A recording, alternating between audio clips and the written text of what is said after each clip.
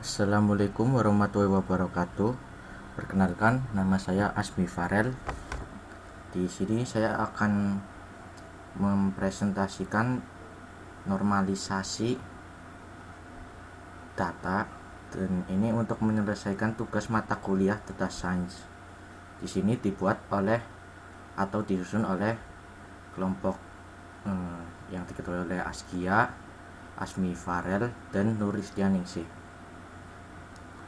Di sini saya akan menjelaskan 4 inti-inti dari penjelasan saya, yaitu pertama menjelaskan konsep normalisasi data, kedua jenis normalisasi yang dipilih dan alasannya, ketiga langkah-langkah yang dilakukan dalam proses normalisasi, kemudian kesimpulan dari hasil normalisasi tadi. Langsung ke penjelasan konsep normalisasi data. Apa itu normalisasi data? Normalisasi data adalah elemen dasar dari data untuk memastikan kalau tidak ada pengulangan agar alur kerja data dapat berjalan dengan baik. Untuk mengetahui lebih lanjut apa itu normalisasi data, simak penjelasan selanjutnya. Normalisasi data adalah proses memperbaiki struktur basis data agar terorganisir sehingga dapat membentuk struktur relasi yang baik tanpa ada pengulangan. Normalisasi data itu sangat penting karena fungsi normalisasi data untuk menghilangkan pengulangan dan juga menstandarisasi informasi agar alur dari data dapat bekerja dengan lebih baik dan juga dapat digunakan untuk menskalakan data agar dapat merubah skalanya ke skala yang lebih kecil. Dari penjelasan tadi, untuk tujuan harusnya sudah ada ya tadi. Mungkin di skip untuk penjelasan tujuan karena terlalu banyak. Kemudian akan menjelaskan jenis-jenis normalisasi data. Jenis-jenis normalisasi data yang saya cari dan dimasukkan di laporan itu ada 3, yaitu metode set score atau dapat juga disebut dengan metode standar score. Dengan menggunakan metode ini, masing-masing nilai pada fitur dikurangi dengan min yang merupakan nilai rata-rata fitur. Selanjutnya dibagi dengan sigma yang merupakan standar deviasi. Cara ini akan menghasilkan nilai baru antara 0 dan biasanya ada pada rentan angka 3 dan 3, namun bisa lebih tinggi ataupun lebih rendah. Kedua, ada metode fitur scaling. Digunakan dengan cara membagi setiap nilai dengan nilai maksimum yang ada pada fitur tersebut. Dengan menggunakan cara tersebut akan menghasilkan nilai baru yang berkisaran antara 0 dan 1. Metode ini mirip dengan min-max ya, menghasilkan nilai antara 0 dan 1. Di sini saya akan menggunakan metode min-max untuk normalisasi data saya. Metode min-max itu apa? Yaitu dengan cara setiap nilai yang ada pada fitur kemudian dikurangi nilai minimum dari fitur tersebut.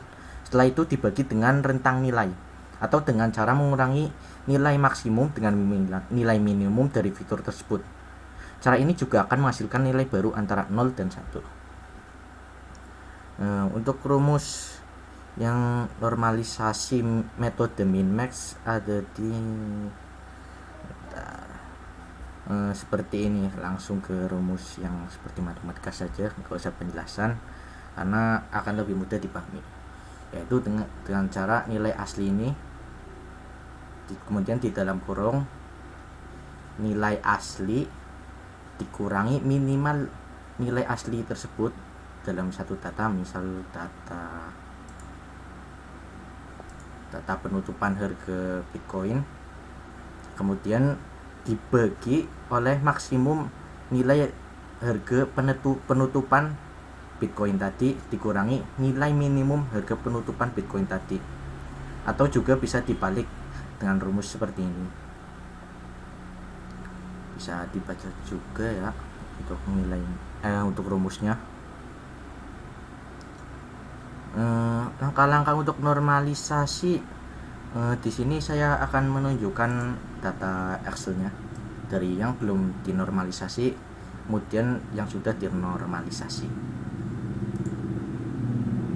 Di sini sebelah kiri adalah data yang belum dinormalisasi. Ini adalah data harga Bitcoin pada bulan 9 atau September 2014. Di sini saya mengambil 300 data dan yang akan saya terangkan 10 data saja.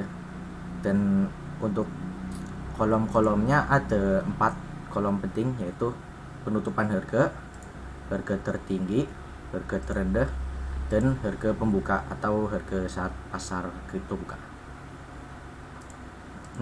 Di sini nilai-nilainya yang sebelah kiri masih belum normalisasi, yaitu masih nilai asli, dan ini saya kurangi komanya yang terbaca di hasil hanya 1.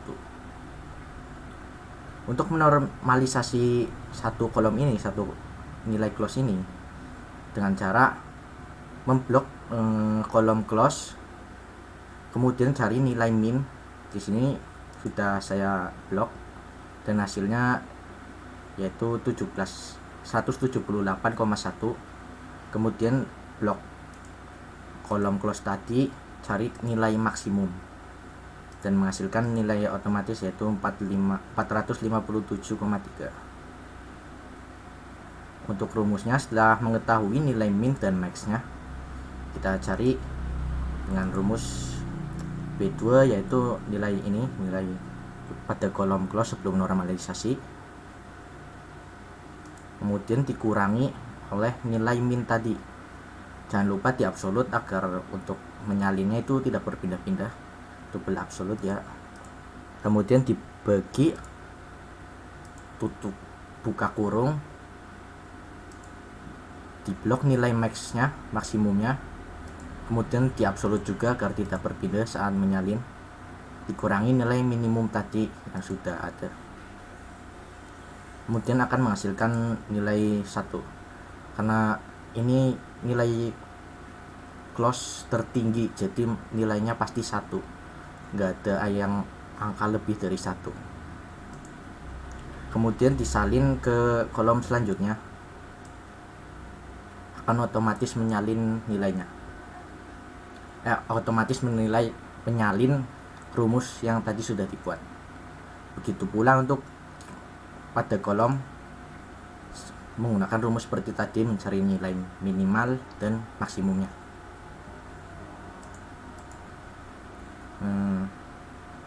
Di sini sudah saya cari semua dan menghasilkan nilai normalisasi yang baru. Nilai baru atau nilai normalisasi yaitu seperti ini, yang ada 300 data. Untuk penjelasan proses normalisasi mungkin cukup seperti itu. Kemudian kita simpulkan proses normalisasi tadi dengan melihat laporan tadi.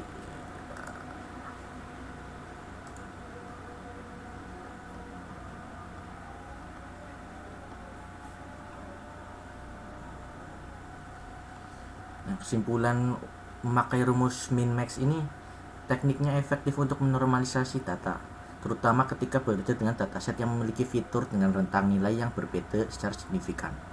Meskipun ada kelemahan terkait sensitivitas terhadap outlier, manfaatnya dalam meningkatkan performa model machine learning dan memudahkan analisis data, membuatnya menjadi pilihan populer di banyak aplikasi analitik.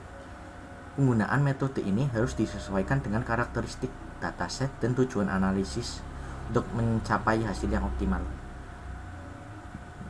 Untuk rumus ini sangat mudah karena cukup mencari nilai minimal dan maksimum pada suatu data atau suatu kolom.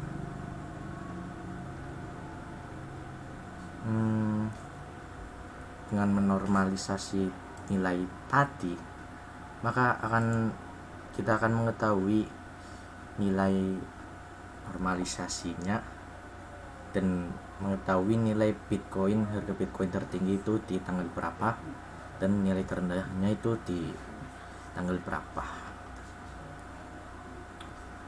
Sekian presentasi dari saya. Wassalamualaikum warahmatullahi wabarakatuh.